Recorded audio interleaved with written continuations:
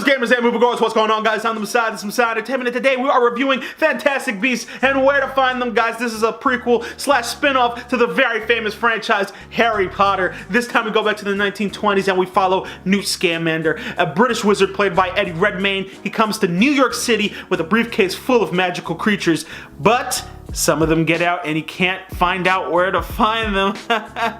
I'll stop. Anyway, with the help of a few friends he makes along the way, they have to find all the creatures and put them back in the box before they risk exposure to the Muggle world. Or they call them nomads in America. And this whole nomad thing was probably one of the most interesting things about the movie. In the United Kingdom, they were very separate. They have their own little towns and stuff. Here, it's like they're almost living in plain sight. Some of the buildings are pretty much the same thing as the wizards. It's just they have a different way of opening the door, and thus it's a different world. They do some things like that in Harry Potter, but it seems just a little bit more connected, and we see a lot more of the Muggle slash nomad world than we did in the last one. They're a lot more affected by the wizarding world than they were in the United Kingdom, and I thought that was really cool. In fact, one of the main characters, one of the funniest characters, is a nomad. He has no wizarding ability at all, and it's funny to watch him start to, take in the whole thing of the wizarding world. Newt Scamander, he's this weird but kind of eccentric sort of guy. He loves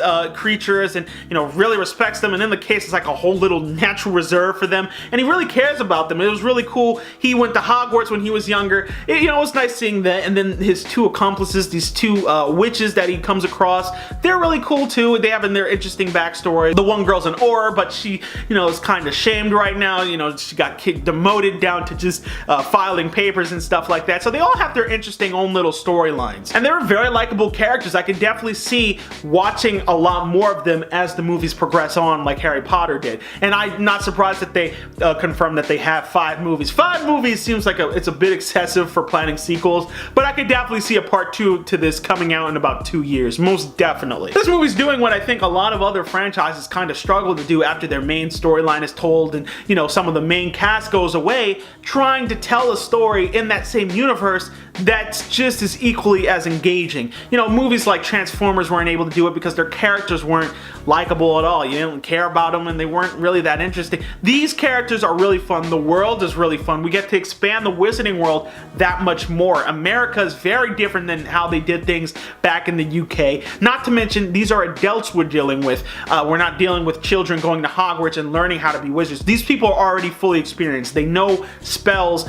that Harry may not have known for many, many years. These are fully experienced people. They're flawed people, but they're fully experienced, so we don't have to go through that whole learning curve sort of thing. There's a lot more magical stuff going on, and our heroes feel a bit more equipped to handle things that I just feel like Harry wouldn't have. Harry just kind of seemed like he was kind of always out of his depth, and that was the point. He's a child taking on this momentous responsibility of fighting a Dark Lord.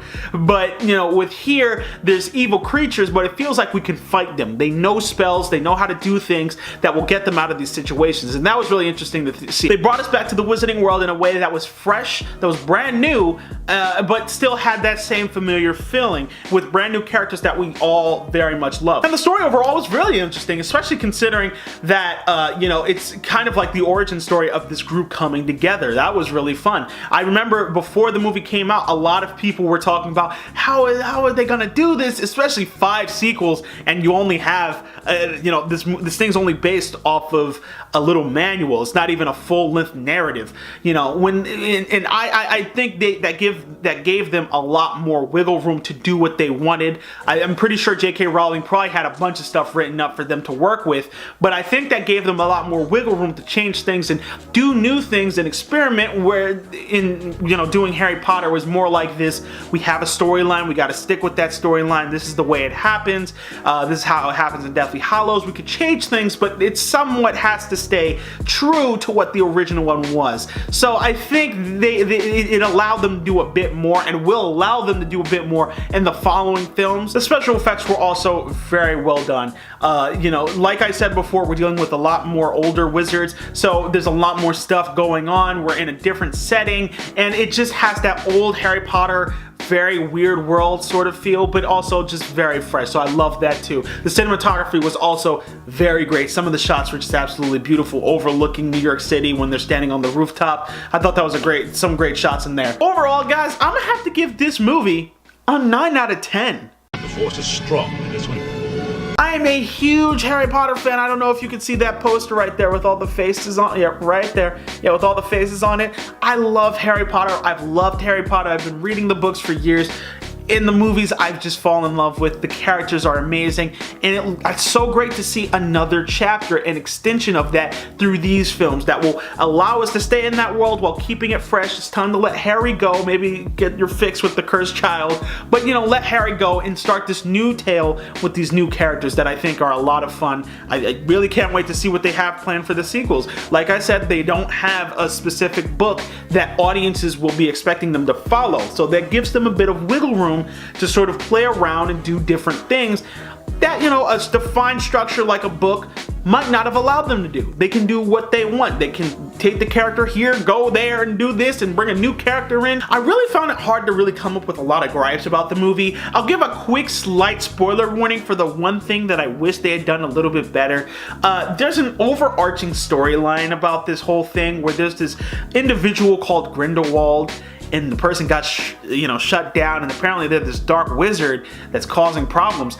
But it's weird because it's like they kind of breeze over it, and there's like a huge flash of newspapers flying left and right, which I think they've done in other Harry Potter movies, but it was like, I feel like they tried to tell you things in those newspapers, but it was going way too fast for me to really understand anything. I remember the beginning scene, there's a bunch of wizards that got killed, and then they showed a quick silhouette of the person, but it wasn't enough for me to really understand what the hell was going on. So when they reference him later in the movie, I was really standing there going like, who the hell is this guy? You know, that was the one thing that I think they could have done a little bit better, but honestly, I kind of got on board. Once they reference him enough times, you know, you start to get the idea. I just wish it wouldn't have taken me so long and they wouldn't have to keep referencing it and make me wonder, did I miss something in the beginning? Did I doze off for a second? I could have sworn they didn't really talk about him that much. So, you know, that's the one gripe, honestly, that I really have with the movie. In a weird way, this makes me sort of hopeful for stuff like Mass Effect Andromeda or other things where it's like there was a main storyline that ended at a certain point or is soon going to end, but will pick up in some other direction. It's just in the same universe, just different characters that are also equally as interesting and new events that are equally as interesting as what we saw before. It makes me think maybe this is how Star Wars will go after we do 7, 8, 9. Will we continue Rey's story? I'm not sure. Will we go off into a different part of the Star Wars universe like we're doing with some of these standalone films and create a trilogy around them? Will it have anything to do with it? Not really sure, but it may not have to. If this movie and the rest of these sequels are any indication, we can start off in the same franchise in a different area and still have a really good film. So I really can't wait to see what else is coming from this franchise, but that's just my opinion. I'm sure you guys got your own. Let me know in the comment section down below, what did you guys think of Fantastic Beasts and where to find them? Did you love it? Did you hate it? As always, you guys can follow me on Twitter, Instagram, and Twitch. Don't forget to like the video, subscribe, guys. Please check out my other channel, Directors JXM. We got cool skits and short films for you guys. I run the channel. My boy Johnny Lee has his own channel over on JXB Entertainment. Be sure to check that out. Anyway, that's it for today, guys. I'm Messiah. This is Messiah Entertainment. I will see you guys next time. Peace.